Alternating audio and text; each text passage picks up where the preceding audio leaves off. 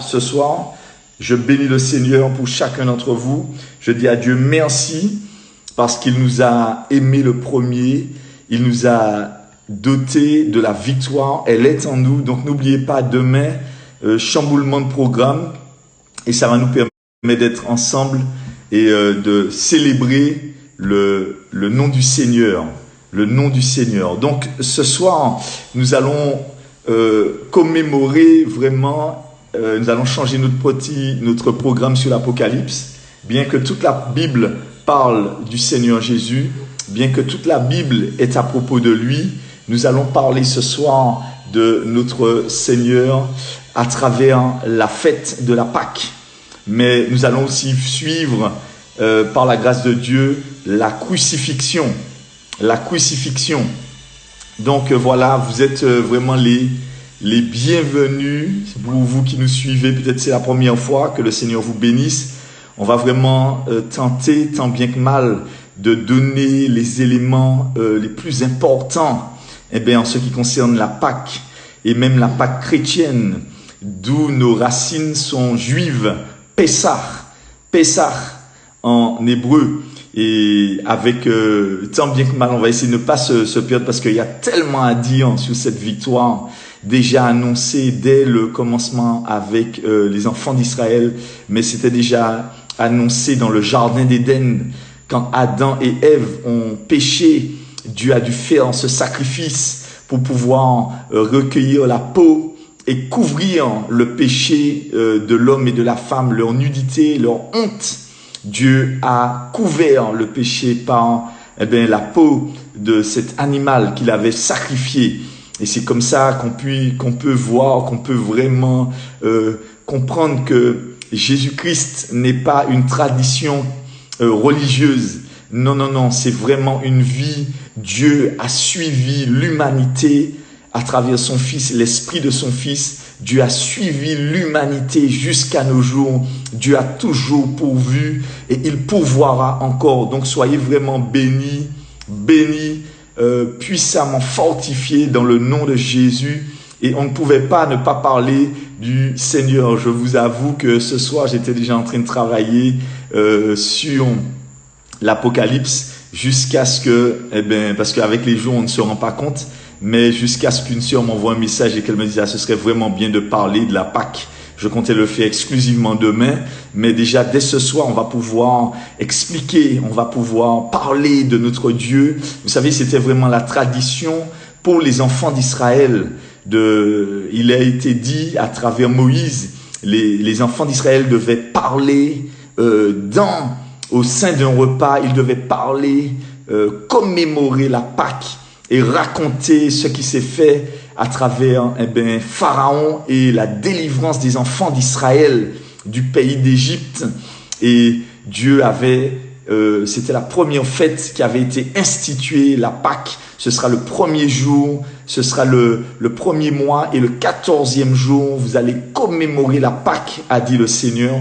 C'était déjà en image, en préfiguration de ce que Jésus-Christ allait célébrer, allait faire pour nous, accomplir pour nous à la croix de Golgotha. Et comme on voit un vendredi comme celui-ci, le Seigneur Jésus était déjà sur la croix et il était déjà même dans le tombeau avant que la nuit ne tombe. Et c'est pourquoi nous saisissons cette opportunité pour nous replonger dans le contexte historique, mais aussi la tradition juive et aussi le contexte de ce que le Seigneur Jésus a vécu, et qu'on puisse l'identifier, s'identifier à lui et comprendre cette victoire qu'il a accomplie pour nous. Alors, vous savez, la Pâque, si on regarde l'historique, c'est que les enfants d'Israël avaient été emmenés en Égypte à cause finalement d'un jeune homme qui s'appelait Joseph. Et à travers Joseph racontait à son père, avait raconté à son père tout ce que ses frères faisaient comme erreur, comme bêtise. Et à cause de ce rapportage, les frères l'ont vendu, battu et ensuite vendu pour les Égyptiens, et ensuite pour une caravane qui est allée en Égypte. Et à ce moment-là, Joseph s'est retrouvé en Égypte. Et puis, vous connaissez l'histoire, la famine est tombée. Et là, le Jacob, Israël, qui tenait cette alliance, eh bien, à travers son père, le Dieu d'Abraham, d'Isaac et de Jacob, Jacob a été appelé Israël.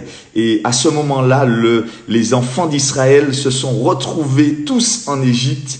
Ils étaient 70, mais tout a commencé à partir pas de médisance, mais de rapportage. C'est-à-dire que la bouche avait déjà commencé à raconter les bêtises que les frères faisaient, et les frères entre eux s'étaient concertés pour pouvoir vendre Joseph. Ils avaient vendu leur frère à cause de toutes ces erreurs qu'ils faisaient, et Jacob était au courant. Et à cause de ça, les frères étaient devenus jaloux. Ils ont vendu Joseph. Joseph s'est retrouvé en Égypte. Et l'Égypte a été un lieu de douleur pour les enfants d'Israël après la mort de Joseph. Et ils sont arrivés au nombre de 70. Et après, ils étaient des milliers et des milliers. Ils se sont reproduits. La Bible dit même le verbe pulluler. Et à ce moment-là, ils sont devenus des esclaves dans le pays d'Égypte. Et il fallait, Dieu avait déjà averti Abraham en lui disant, pendant 400 ans, ils seront les esclaves de Pharaon, un roi très dur qui arrivait même à tuer les enfants, à maltraiter le peuple d'Israël. Et à ce moment-là, Dieu, par l'intervention de son serviteur Moïse, qui était sauvé des eaux, cet homme sauvé des eaux qui était dans le royaume de Pharaon, lui-même avait été choisi, il a été sauvé des eaux, donc il connaissait les eaux.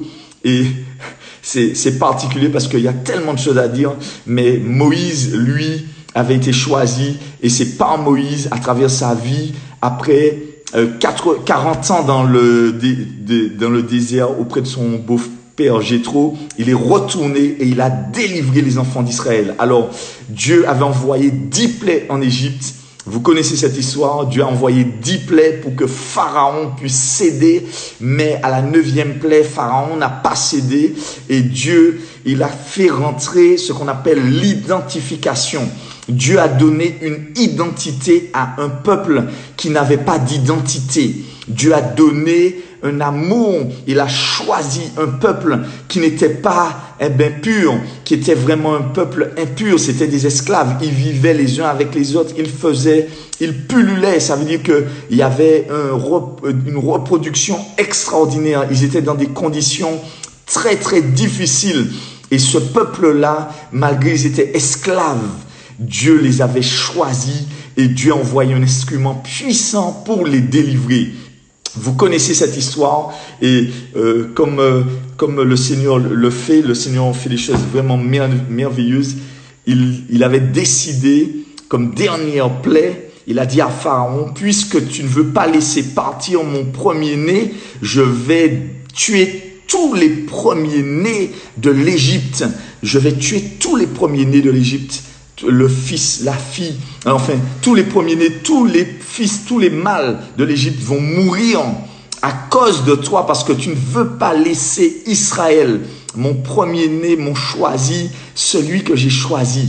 Et Dieu, la plaie devait frapper toute l'Égypte, et Dieu a donné un signe, Dieu a donné un moyen d'échapper aux enfants d'Israël, parce que quand l'ange de la mort passerait, il allait vraiment tuer tout le monde, tous les premiers-nés, et sauf Dieu a donné pour ses enfants, à ses enfants, le moyen de s'en sortir, le moyen d'être sauvé de cette plaie terrible. Je ne sais pas si vous imaginez, vous êtes chez vous et pendant la nuit, la mort allait passer et puis récupérer les enfants premiers-nés pour tous ceux et celles qui n'avaient pas fait cette alliance avec Dieu par le sang, qui n'avaient pas eu la foi. Et vous savez, le Pharaon a testé Dieu, mais il ne faut pas tester Dieu. Il ne faut pas tester Dieu. Et quand il a testé Dieu par son entêtement, Dieu a envoyé ce destructeur qui a tué tous les premiers-nés d'Égypte. Et là, Pharaon a capitulé. Vous savez, ce qui appartient à Dieu, il faut le laisser pour Dieu. Il ne faut pas toucher à ce qui appartient à Dieu. Ce qui appartient à Dieu, c'est vraiment à Dieu. Les premiers-nés étaient à Dieu et il ne fallait pas y toucher. Alors, Dieu avait fait une alliance avec son peuple à travers le sang d'un agneau. Voilà, Dieu avait dit à Moïse, tu diras aux enfants d'Israël. Alors, on peut aller dans Exode. Allons dans Exode, par la grâce de Dieu, Exode 12, verset 3. Exode 12, verset 3.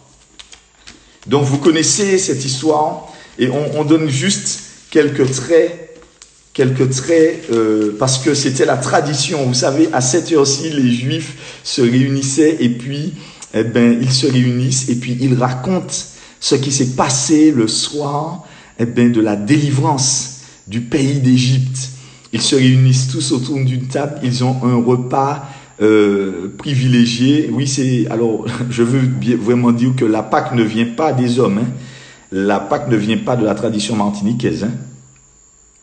La tradition fait tout pour renverser ce que Dieu a mis en place. La Pâque, non, ce ne sont pas les crabes. Hein. Non, non. La Pâque, ce n'est pas non plus les œufs en chocolat. Hein. Pas du tout. Hein. C'est pas ça du tout. Hein. La Pâque, les chrétiens devraient s'inquiéter de célébrer la Pâque, la vraie Pâque de l'Éternel. À la Pâque, on mangeait des pains sans levain, c'est-à-dire des pains sans péché, sans le levain qui permet de faire gonfler la pâte. On mangeait un agneau rôti, pas bouilli, mais rôti. On le faisait rôtir au feu, et puis, si on en avait trop pour une maison, on partageait avec son voisin. On récupérait le sang et on mettait sur les linteaux des portes, sur la porte d'entrée. Et tout ça, ça a une signification. Pessah, ça a une signification. Et on s'asseyait ensemble, on mangeait aussi des herbes amères. C'était le principal repas, les herbes amères, l'agneau rôti et les pains sans levain. Avec ça, on rajoutait du vin. Et il y a, même dans la tradition juive, on met un œuf dur, on met les herbes amères. Tout ça est placé dans un petit plat. Et chaque élément, ingrédient a une signification. Donc quand on le mange, on se rappelle. Et c'est une tradition de raconter, de père en fils, de parler. On ne parle que de ça. Oui, on ne parle que de ça. C'est comme une loi en Israël où on doit commémorer, raconter ce qui s'est fait. Et voilà ce que Dieu dit. Dieu dit au verset 3, parlez à toute l'assemblée d'Israël, le 10e jour de ce mois, on prendra un agneau pour chaque famille, un agneau pour chaque maison. Si la maison est trop peu nombreuse pour l'agneau, on le prendra avec son plus proche voisin. Selon le nombre de personnes, vous compterez pour cet agneau d'après ce que chacun peut manger. Ce sera un agneau sans défaut, mâle, âgé d'1 an. Vous pourrez prendre un agneau ou un chevreau. Donc le terme disait un petit animal. Vous le garderez jusqu'au 14e jour de ce mois. Donc il restait dans la maison et on se familiarisait pendant quelques jours avec lui. Il était dans la maison. On continue. Toute l'assemblée d'Israël l'immolera entre les 2 soirs. C'est-à-dire comme nous sommes en train de le faire là, on le tuait et puis on le mangeait. Enfin, il était préparé et puis on le mangeait. Cette même nuit, verset 8, on en mangera. Alors, excusez-moi. On prendra de son sang, au verset 7, et on en mettra sur les 2 poteaux et sur le linteau de la porte des maisons où on le mangera. Cette même nuit, on en mangera la chair rôtie au feu. On la mangera avec des pains sans levain et des herbes amères. Tout ça, ça a une signification. Vous ne le mangerez point à demi-cuit et bouilli dans l'eau, mais il sera rôti au feu avec la tête et les jambes et l'intérieur. Vous n'en laisserez rien jusqu'au matin. Et s'il en reste quelque chose au matin, vous le brûlerez au feu. Quand vous le mangerez, vous aurez vos reins sains, vos souliers aux pieds et votre bâton à la main. Et vous mangerez à la hâte. C'est la Pâque de l'Éternel. La Pâque de l'Éternel. Donc on voit qu'il y a 3 ingrédients qui sont essentiels. La Pâque. Déjà à la Pâque, c'était les herbes amères pour rappeler l'amertume de l'Égypte. L'amertume de l'esclavage. La souffrance qu'il y avait dans l'esclavage, où Dieu nous a soutenus, mais malgré tout, le temps était dur, difficile. Le sang sur les linteaux des portes. Parce que Dieu disait, je verrai le sang, on va voir un peu plus loin, verset 12. Cette nuit-là, je passerai dans le pays d'Égypte et je frapperai tous les premiers-nés d'Égypte depuis les hommes jusqu'aux animaux, j'exercerai des jugements contre tous les dieux de l'Égypte. C'est pour exercer un jugement, parce que Dieu est un Dieu de justice. Mais la Bible nous dit ça, où le péché a abondé, où la grâce a surabondé. Ça veut dire que l'amour de Dieu est plus fort que sa justice. Donc Dieu exerce un jugement. Tous sont péchés, même les Israélites ne sont pas dignes, ils n'ont pas d'identité, ils ne sont pas agréables à Dieu, mais Dieu veut leur faire une grâce. Et tous ceux et celles qui ont la foi vont prendre cet agneau, vont obéir à Dieu, le mettre dans la maison, l'égorger, récupérer le sang, mettre autour des poteaux, rôtir la chair, préparer les herbes amères, les pains sans levain, et là tout le monde va se mettre autour de la table. J'ai pas eu l'occasion de faire ça parce que mes enfants et mon épouse sont dans la maison, mais on n'avait pas préparé ce moment-là comme ça, mais on aurait pu le faire en live and direct. On avait plus prévu demain. Mais en fait, ce qui est beau, c'est un vendredi soir comme ce soir. Comme ce soir. Et là, les enfants d'Israël devaient être habillés, prêts à partir. La Pâque, c'est la délivrance, c'est la Géoula. C'est-à-dire, aujourd'hui, on mange, mais c'est pour partir dans la victoire, c'est pour partir vers la terre promise, c'est pour partir dans le désert, c'est pour partir dans cette nouvelle identité, c'est pour partir en tant que choisi, c'est pour partir en tant qu'élu, en tant que peuple élu de Dieu. Et Dieu avait prévu d'avance cette nouvelle identité. Il a dit à Pharaon à travers Moïse, laisse partir mon peuple de l'Égypte, laisse-le partir. C'est terminé aujourd'hui, c'est terminé l'esclavage du péché. Aujourd'hui, c'est terminé l'esclavage du péché. Maintenant, je donne à travers le sang et ma parole et mon esprit le pouvoir à mes enfants de sortir de l'esclavage du péché. Et je dis gloire à Dieu. Alors, le peuple était habillé, bâton à la main, et on devait manger rapidement parce que là, c'était départ. On ne réfléchissait pas. Une fois que Pharaon était vaincu, il avait capitulé, on partait. Alors, verset 13, le sang vous servira de signe sur les maisons où vous serez. Je verrai le sang, je passerai par-dessus vous. Et c'est de ce mot-là, par-dessus, pass over, Pessah. Vous savez, le mot Pessah vient de 3 lettres en hébreu. P, Tzadek et Het. Ça veut dire P, c'est la bouche. Souvent, on a beaucoup dit des choses avec nos bouches. Nous nous sommes maudits nous-mêmes. Nous avons fait des choses nous avons mangé le fruit qu'il ne fallait pas manger. Le péché a été consommé. La bouche est souvent la porte d'entrée ou de sortie du péché, de la condamnation.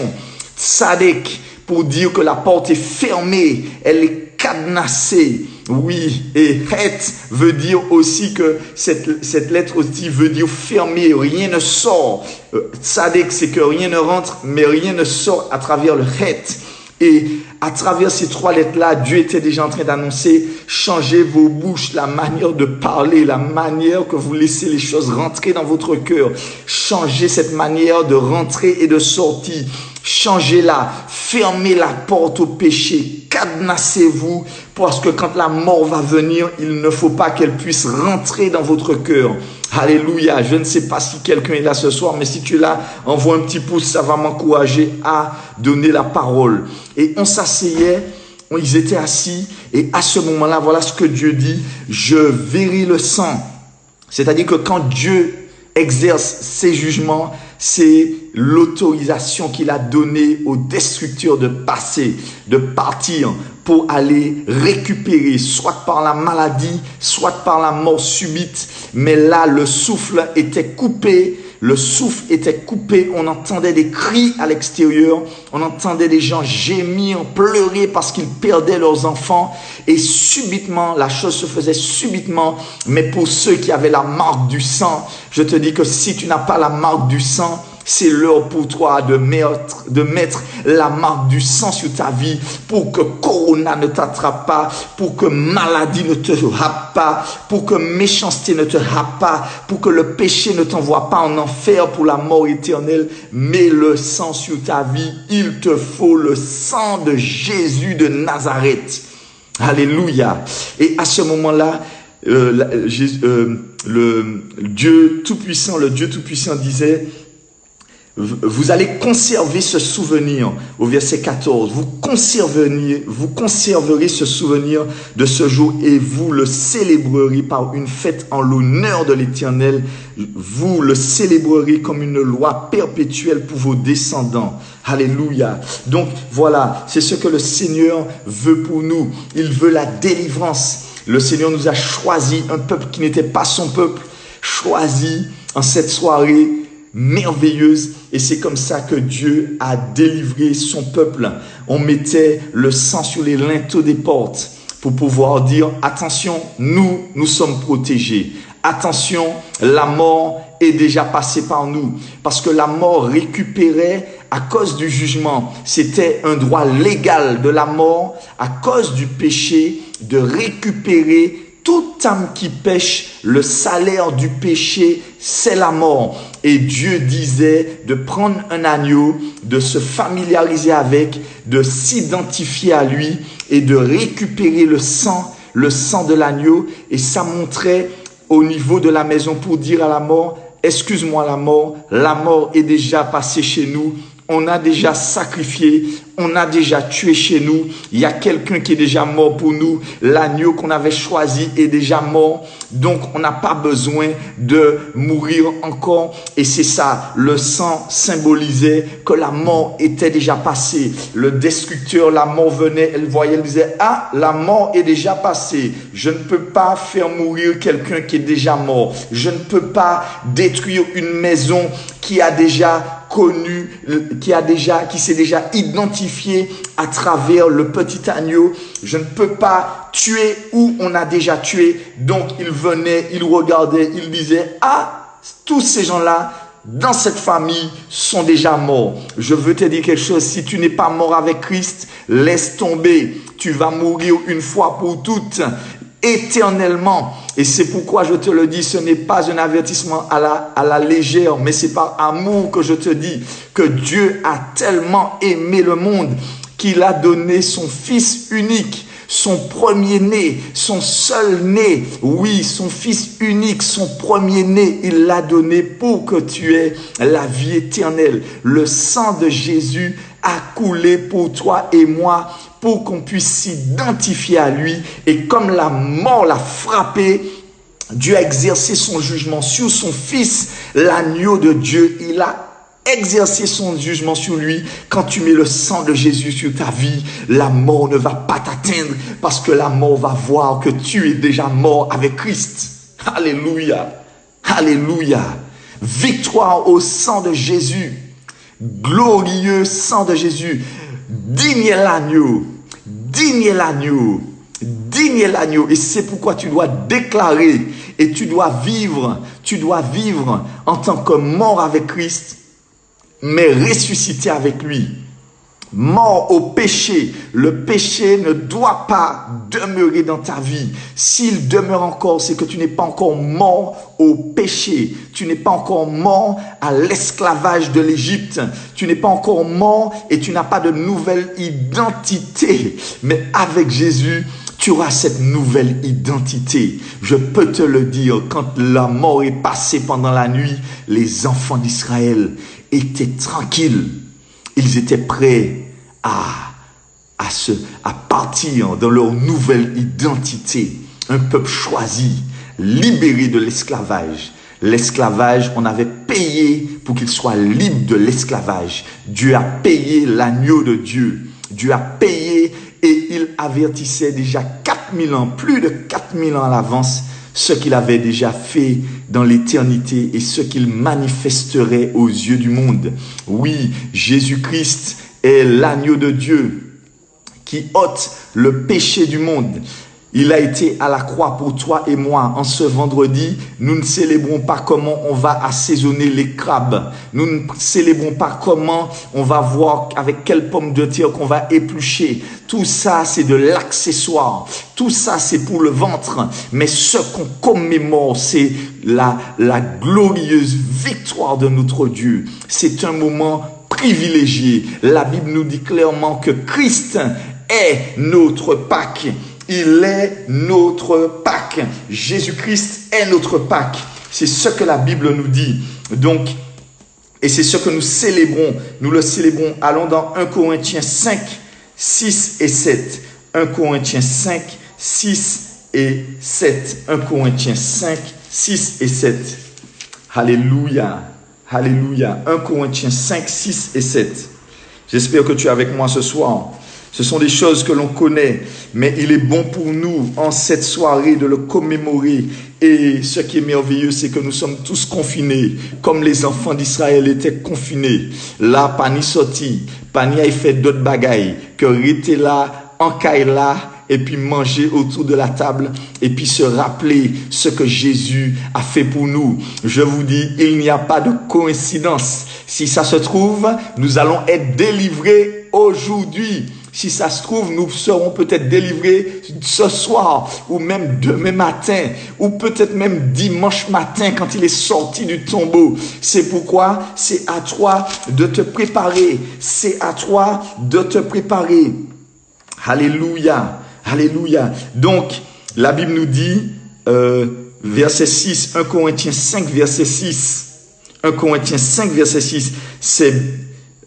Verset 6, c'est bien à tort que vous vous glorifiez. Ne savez-vous pas qu'un peu de levain fait fermenter toute la pâte? Donc, on devait enlever le levain. Le levain, c'est le péché.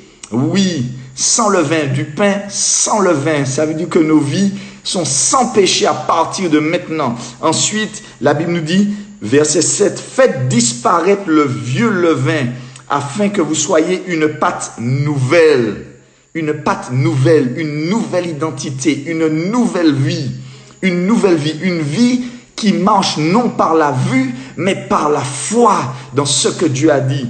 Et voilà, la Bible nous dit clairement, puisque vous êtes sans levain, vous êtes sans péché, car Christ, notre Pâques, a été immolé. Ah là là là là là là. Maintenant, la Pâques n'est pas seulement être autour de la table, mais c'est quelque chose d'individuel, dans l'intimité de ta maison, dans l'intimité de ton cœur. Si tu veux connaître la vraie vie, c'est encore disponible ce soir. C'est du jamais vu. C'est la première fois que tout le monde est confiné comme ça à la maison, à la Pâques. J'ai jamais vécu ça comme ça. Un vendredi soir et on célèbre pleinement la Pâques de l'Éternel.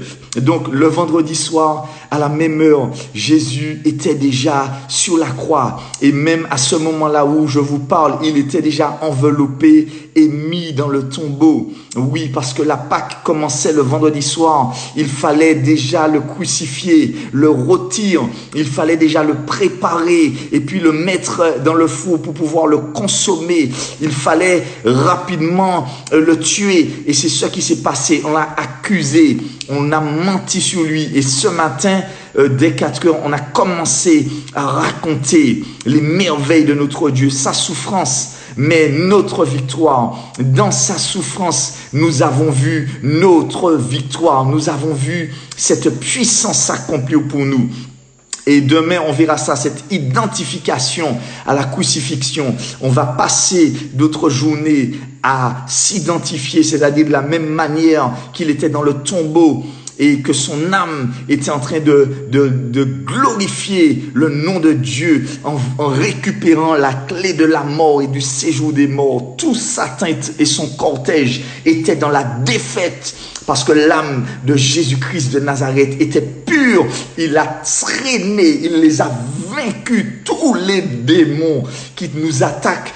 En ce moment, je te parle, il était en plein dedans pour récupérer la clé de la mort et du séjour des morts. Mon Dieu, nous avons un Dieu merveilleux. Verset 8, célébrons donc la fête, non avec du vieux levain, non avec un levain de malice, de méchanceté, mais avec des pains sans levain, de la pureté et de la vérité. Voilà, mes bien-aimés, nous ne sommes pas encore dans la perfection, nous sommes parfaits à cause de Jésus, mais nous-mêmes nous faisons ce travail. C'est ce que Dieu attend de toi. C'est que par la foi, tu t'habilles, tu sois prêt à partir, parce que bientôt nous allons entendre le signal. Le signal, ça veut dire partir, nous partir.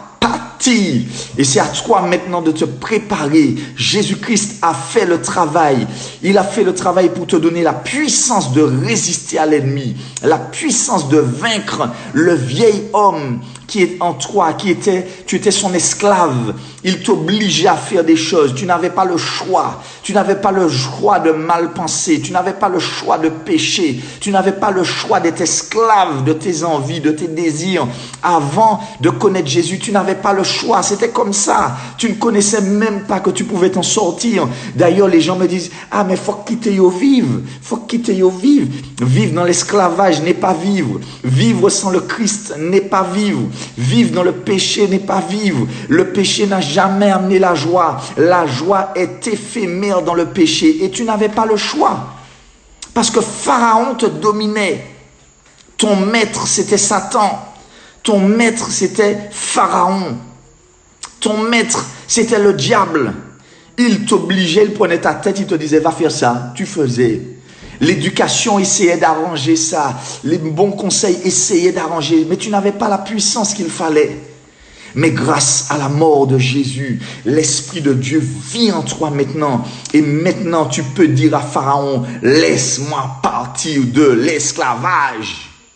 Alléluia. Alléluia. Et à ce moment-là, les Égyptiens, eux, ont été frappés puissamment. Puissamment. Puissamment. Et là, on va voir ce qui se passe.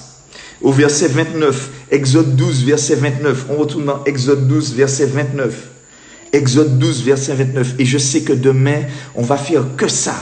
On va prendre et on va détailler les étapes de la crucifixion, ce que Jésus a subi. Et puis on va déclarer pendant nos 7 heures de temps, on va déclarer la victoire, la puissance du tombeau, la puissance qui s'est dégagée. Alléluia, alléluia. J'espère que tu es avec moi ce soir, que tu es content de l'œuvre, mon roi, oui, arrière l'esclavage, arrière, alléluia, gloire à Dieu, alléluia, on y va. On lit, verset 29, au milieu de la nuit, l'Éternel frappa tous les premiers-nés d'Égypte, depuis le premier-né de Pharaon assis sur son trône, jusqu'au premier-né du captif dans sa prison, jusqu'à tous les premiers-nés des animaux. Pharaon se leva de nuit, lui et tous ses serviteurs et tous les Égyptiens, et il y eut de grands cris dans l'Égypte. Il n'y avait point de maison où il n'y avait un mort. Dans toutes les maisons, je ne sais pas si tu imagines, quand Dieu est passé, Dieu est passé, frère. Il a exercé ses jugements dans toutes les maisons étaient en deuil. C'était la mort. Et je vais vous dire quelque chose, hein. Les crabes, où vivent les crabes? Dans la terre. Le crabe est synonyme de mort. Tout ça, c'est pour insulter Dieu. Je ne dis pas que manger des crabes, c'est pas bon. C'est pas ce que je dis. Mais quand on cherche la signification de tout ce que la tradition a mis, fêter les saints, tout ça c'est fêter la mort, c'est être en contact avec la mort. Dieu veut que tu sois vivant. Dieu veut que tu arrêtes le péché. Il ne te demande pas de la mascarade de la religion, ni de la tradition. Il te demande de crucifier la vieille nature qui est en toi, qui aime faire des bêtises, qui se détruit, qui s'auto-détruit, qui est esclave de fumer, de boire, de faire des blagues salaces. Toute cette partie qui est en toi, qui est méchante, mauvaise, hypocrite, c'est ça. C'est là que Dieu veut que tu puisses crucifier. Alléluia. Mais Jésus n'avait rien fait. Il s'est mis sur la croix. C'est pour te montrer qui est en toi, qu'il faut attacher sur la croix. Alléluia. Mais je vous dis, il y avait le deuil. Il y avait le deuil dans toutes les maisons qui n'avaient pas le sang sur les linteaux des portes, qui n'avaient pas cru à la Pâque de l'Éternel. Il y avait le deuil. Les gens n'ont qu'à pleurer. Donc, verset 31, dans la nuit même, Pharaon appela Moïse et Aaron et leur dit, levez-vous et sortez du milieu de mon peuple. Ça veut dire, les diabla, quand on y sent Jésus en l'air, il cala Dieu, frère. Il cala Dieu, il poula Dieu, il keila Dieu. Ah oui, laisse partir mon peuple. Alléluia. Allez servir l'Éternel comme vous l'avez dit. Voilà, il leur a dit, prenez toutes vos affaires, partez. Partez. Et vous savez, je vais vous dire, les chrétiens ont une odeur de résurrection pour ceux qui croient. Mais pour ceux qui ne croient pas, ils vont nous haïr de plus en plus. Parce que nous, dans le monde, nous les empêchons de faire ce qu'ils veulent. Oui, et je sais ça. Et je vous dis, tout ce qui me regardez là, je vous aime, mais je n'aurais pas risqué ma vie comme ça, exposer ma famille, si je n'aimais pas les gens. Mais mon pire ennemi, c'est Pharaon. Mon pire ennemi, c'est le mensonge. Mon pire ennemi, c'est l'identité d'esclave que Satan a mis dans les êtres humains et même en moi-même, parce que je lutte et je crucifie cette chair. Oui, parce que je veux avoir la puissance sur elle. Je l'ai déjà. Notre vieil homme a été crucifié. Ça veut dire notre passé a été crucifié. Et là, nous vivons tous les jours une nouvelle vie parce que Christ est notre Pâque et Christ vit en nous tous les jours. Alléluia. Alléluia. Rédemption par la puissance. Les enfants d'Israël au verset 37, ils sont partis. Ils sont partis, ils ont emporté tout ce qu'ils avaient. Ils sont sortis de leur maison et aucun os n'a été brisé. Tous les os, tout le monde est parti. Ils sont partis même avec les os de Joseph. Tout le monde est parti. Et là, qu'est-ce qui s'est passé au chapitre 14? Pharaon s'est dit, ah non, on ne peut pas quitter le parti. Ils sont partis avec l'or des Égyptiens. Pharaon s'est dit, mais attends, mais je prenais mon pied sur eux. C'était mes esclaves. Esclaves sexuels, esclaves dans la boisson. Tous les démons, je vais vous dire quelque chose. Il faut bien le savoir, Satan et ses démons utilisent la chair humaine. Ils utilisent les humains. Ils utilisent ceux qui ne croient pas en Jésus-Christ. Ils les utilisent pour assouvir leurs désirs. Voilà. Oui, comme eux, ils ne peuvent pas boire. Comme eux, ils ne veulent pas faire les travaux forcés, ils ont mis les enfants d'Israël qui étaient musclés, forts, à faire les travaux forcés. Parce que Satan sait très bien que l'humain est à l'image de Dieu. Il est choisi par Dieu. Et c'est pour ça que Satan s'est dit, ah non, mais comment ça, j'ai laissé partir la personne qui me faisait boire. J'ai laissé partir la personne qui couchait partout. Je l'utilisais pour coucher partout. Je laissais, ah non, j'ai laissé partir la personne qui volait, qui mentait, ah non. Je l'utilisais, c'était mon esclave, ah non. Et je te dis, Satan veut nous poursuivre encore, mais la délivrance sera totale, totale. Écoutez-moi, quand les enfants d'Israël sont arrivés, ils sont arrivés devant la mer conduits par Moïse. Et je vais terminer parce que le temps est court. Et quand ils sont arrivés devant la mer, ils ont été coincés par les Égyptiens. Sauf que Dieu avait un plan pour détruire Pharaon. Et Pharaon a pris toute son armée. Il a poursuivi les enfants d'Israël. Il a dit, ah non, pas quitter au parti. Mon péché quitter au parti. Ah non, je ne vais pas les laisser partir. Et la Bible nous dit ça, qu'ils les ont poursuivis au verset 14. Verset 4. Verset 4, Exode 14, verset 4. J'endurcirai le cœur de Pharaon et il les poursuivra, mais Pharaon et toute son armée serviront à faire éclater ma gloire. Et les Égyptiens sauront que je suis l'Éternel. Les enfants d'Israël firent ainsi. Dieu va nous utiliser pour faire éclater sa gloire dans le monde.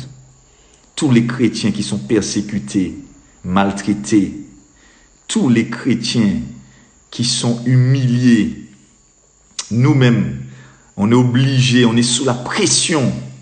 Nous-mêmes, on nous persécute, on ment sur nous. Il y a certains qui disent des bêtises. Mais écoute-moi, être chrétien n'est pas une religion, c'est une identité. C'est une nouvelle identité. Chrétien, ça veut dire comme Christ. Christ-like. Christian, chrétien. Christ, le oint. Ça veut dire que ce sont des oints, des choisis. Alléluia. Et quand ils sont arrivés devant la mer, et là c'est magnifique. Écoutez-moi, les spécialistes de l'eau, c'est des gens comme Moïse. Sauver des eaux. Il ne faut pas jouer avec des gens qui sont des spécialistes. Jésus est un spécialiste de l'eau. Il a dit, si quelqu'un n'est né d'eau et d'esprit, il fallait que la mer soit devant là. Il fallait aussi que le souffle, l'Esprit de Dieu puisse souffler. Et la Bible te dit ça, que pendant toute la nuit, Dieu a soufflé un vent. Il a soufflé un vent.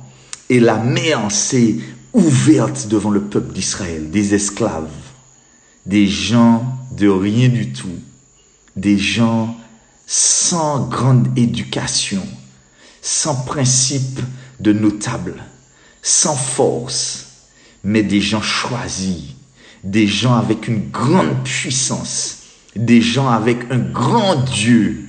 C'est pas nous qui sommes grands, mais on a un grand Dieu. On a un Dieu tout puissant qui est le maître du ciel et de la terre. Dans Apocalypse, Jésus met son pied sur la terre et puis il met son pied sur les eaux. Ça veut dire qu'il est le possesseur de la terre, mais aussi des eaux. Il est le possesseur et il connaît la chimie de toutes choses. La Bible te dit que Dieu a fait souffler son esprit. Il faut naître d'eau et d'esprit. Pour rentrer dans le royaume de Dieu, il faut connaître l'eau, le baptême, il faut connaître l'esprit de Dieu, il faut connaître l'esprit qui rentre en toi pour te faire vivre. Il faut connaître ça. Alléluia. Et quand Dieu a ouvert la mer, la Bible te dit que les Israélites sont passés à pied sec. Je ne sais pas si vous imaginez les remparts d'eau qui se lèvent devant vous. Aïe, aïe, aïe, aïe, aïe, aïe, aïe. Je ne sais pas si vous imaginez que des endroits impossibles à passer, Dieu nous fait passer. Des endroits impossibles, Dieu te dit qu'avec la puissance qu'il a dégagée à la croix, il te dit que les endroits qui sont impossibles à passer, son peuple va passer. Il te dit que n'aie pas peur, tu vas passer. La mort est peut-être devant toi, la maladie peut-être te harcèle, peut-être que les démons te poursuivent, peut-être que Pharaon est encore contre toi. Il veut te manger, il veut récupérer son pigeon, il veut récupérer son dada, il veut récupérer son esclave. Où tu vois la grande armée qui est plus forte que toi, n'aie pas peur. Si Dieu est pour toi, qui sera contre toi? Et Dieu fait ouvrir la mer devant toi. Il fait ouvrir le tombeau devant toi. Il dit à la mort, dégage, c'est terminé. Je récupère la clé parce que le Dieu que nous servons est un Dieu tout puissant. Tout puissant. Rien n'est impossible à celui qui croit. Mon Dieu. Mon Dieu. Ah ouais, c'est pas l'or et l'argent qui font de toi quelqu'un de fort et de puissant. C'est pas ta renommée. Non, non, non, c'est pas ta belle figure. C'est ta foi dans la Pâque de l'Éternel. Alléluia. La Pâque du Seigneur. La Pâque du Seigneur. Dieu va frayer un chemin. Il va frayer le chemin où il n'y a pas de chemin. Il va le faire. Même si tu vois que la situation est bloquée. Même si tu vois que c'est même terminé, même si tu te dis déjà dans ta tête que c'est fini, mais Dieu n'a pas dit son dernier mot. Et la foi dans la Pâque l'impact de l'Éternel, la délivrance du Seigneur est là. Alléluia, alléluia. Et le peuple d'Israël est en train de raconter, les Juifs racontent ça, sans en avoir la pleine révélation dans le Messie qui est Yeshua, l'Éternel sauve. Ils ne le savent pas. Tout ça, c'est caché pour eux. Mais pour nous, nous avons cru. Même l'étranger, même celui qui n'était pas son peuple, Dieu va l'appeler son peuple. Alléluia. Même celui qui n'était pas choisi, Dieu va le choisir. Même si tu as déjà vécu des choses extraordinaires dans le péché, même si tu étais enfoncé dans des bêtises, Dieu te choisit. Même si tu penses qu'il n'y a plus d'espoir, je te dis, Jésus t'a choisi. Oui, il t'a choisi. Crois-le seulement. Même si tu penses que tu ne pourras pas t'en sortir, même si tu penses que tu ne pourras pas lâcher des choses qui sont dans ta vie depuis longtemps, crois seulement à la délivrance de l'Éternel. Jésus a dit quelque chose. Jésus a dit, quand un homme est délivré d'esprits impurs, les esprits impurs partent, mais après ils se rappellent, comme Pharaon, ils disent, il va rentrer dans sa victoire. Quand les démons voient ça, ils disent, je vais aller récupérer ce que j'ai perdu, je vais retourner dans ma maison. Eh bien, je vais retourner pour les tenir esclaves. Alléluia, mes petits poules suivent quand aille monnayer, frère. Il ne faut pas suivre les gens qui traversent les eaux. Tu traverseras les eaux, je serai avec toi. Ah oui, celui qui demeure à l'abri du Très-Haut repose à l'ombre du Tout-Puissant. Les gens ont récité beaucoup ce passage-là ces temps-ci. C'est le cantique de Moïse. Mais oui, parce qu'il a vu toutes les plaies d'Égypte. Il a vu l'ange de l'Éternel agir dans la nuée. Il a vu l'ange de l'Éternel ouvrir la mer. Son bras levé comme ça, il a dit, on y va! Aïe, aïe, aïe, aïe, aïe, aïe, aïe. Dieu défie les gens maintenant, ils leur disent, Dieu est en train de dire au monde maintenant, malgré tout ce que vous voyez, croyez seulement à l'agneau pascal. L'agneau pascal, l'agneau pascal. Les gens disent, l'agneau pascal, Jésus-Christ, un homme qui est mort sur la croix, mais à quoi ça va m'aider? Mais nous, on a cru. Et toi qui me regardes, tu me suis là, je sais que tu as cru. Je sais ça, que tu as cru. Tu as cru que le sang va te servir de signe.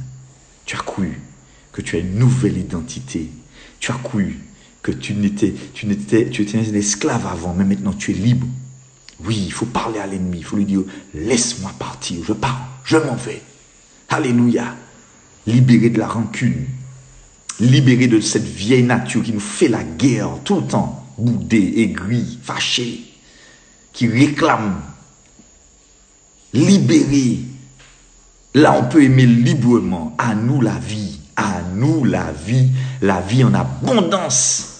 La vie en abondance. Alléluia. Alléluia. Tout ce que l'ennemi fait, comme simagrée, comme méchanceté, ne regarde pas ça. Regarde à la délivrance de l'Éternel. La Bible nous dit ça, que Pharaon a poursuivi le peuple d'Israël. Le peuple d'Israël a passé à pied sec.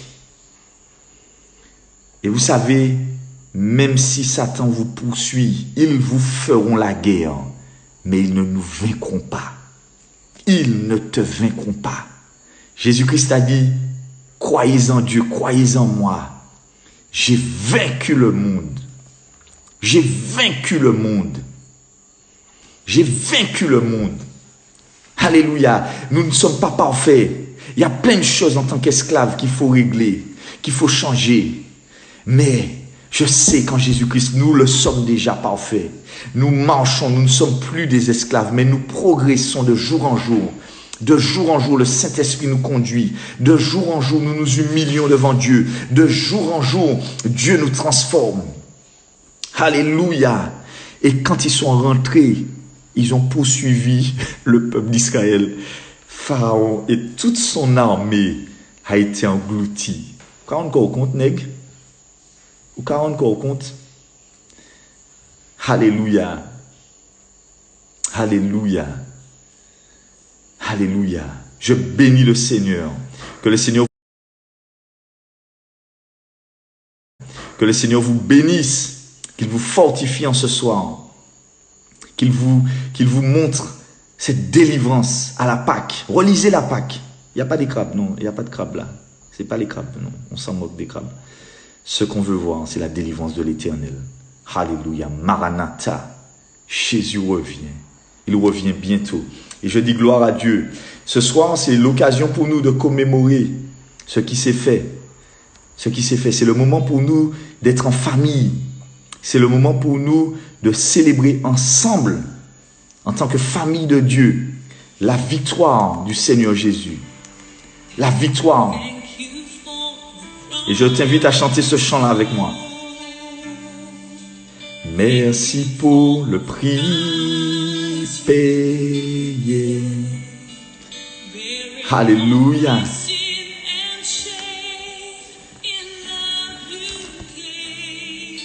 And give amazing grace.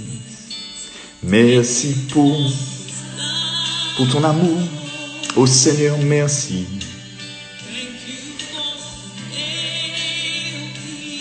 Voilà. Que le Seigneur vous bénisse en ce soir. Commémorez la victoire. Prenez le temps ce soir de prier, d'être face à face avec votre Dieu. Et déclarer la victoire. Digne est l'agneau